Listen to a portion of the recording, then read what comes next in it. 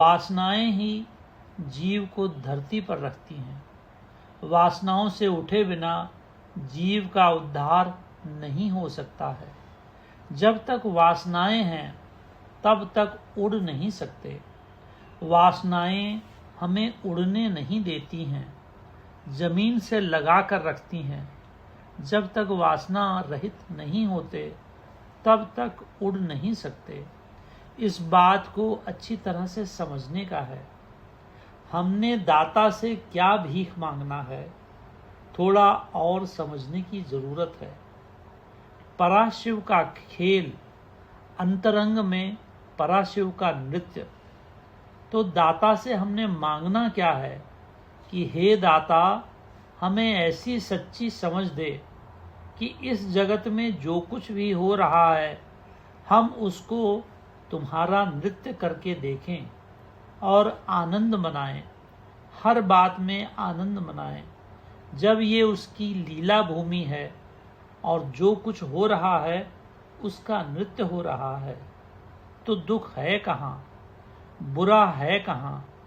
दाता से भीख मांगनी है कि हम सुख और दुख की भावना से परे चले जाएं, अच्छे और बुरे की भावना से परे चले जाएं।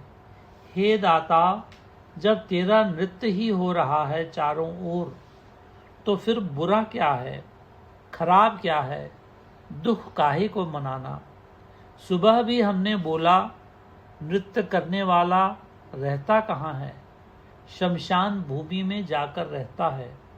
उसका वास कहाँ है, शमशान भूमि में।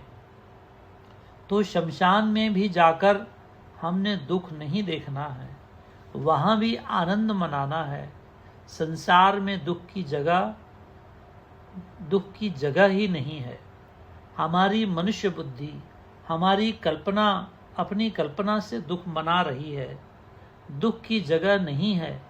उसका खेल तो आनंदमय है। उसका विधान, उसकी विधि आनंदमय है। जब हम अपनापन डाल लेते हैं किसी चीज में, उसी पल दुख का बीज शुरू हो जाता है। हमारे लिए दुख का बीज बोया जाता है। अपनापन हम नहीं लाएं तो दुख कहाँ है। नटराज का नृत्य हो रहा है 24 घंटे। टिकट खर्च कर जाकर देखते हो, आनंद मनाते हो, तो इसमें क्यों नहीं आनंद मनाते। खाली इसमें अपनापन ले आते हैं।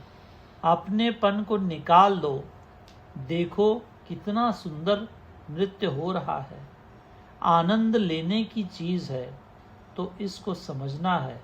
हमने संसार की हर चीज में आनंद मनाना है, हर विचार में आनंद मनाना है। दाता से यही मांगना है। हमने यही भीख मांगनी है कि हम सुख दुख की भावना से परे चले जाएं, अच्छे और बुरे की भावना से परे चले जाएं। शरणागति है क्या? जब तक अच्छा और बुरा दिख रहा है अभी तक हम शरणागत नहीं हुए। पूर्ण शरणागति में बुरा नाम की कोई चीज रहती ही नहीं। बुरा नाम की चीज हमारी डिक्शनरी से सदा के लिए निकल जाता है। तो ये ही भीख मांगनी है।